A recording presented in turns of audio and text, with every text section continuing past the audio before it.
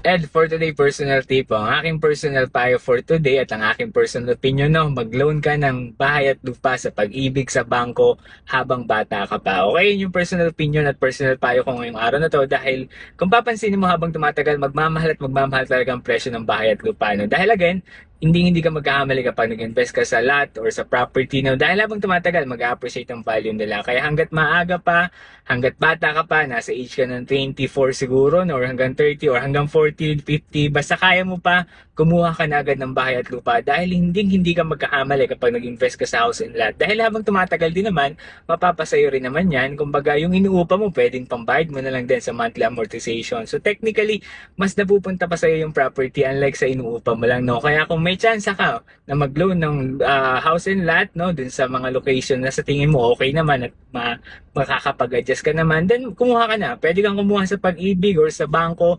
Nasa iyo yan kung saan mo kukunin. Hindi na importante dito kung sa pag-ibig or sa bangko, no? Basta importante, kumuha ka na agad. Kung meron ka kakayahan, mag-loan ka na agad. Pwede kang kumuha siguro ng, minsan yung iba, row house, no? Or tipong townhouse. Depende. Basta kailangan mo nang kumuha hanggat bata ka pa.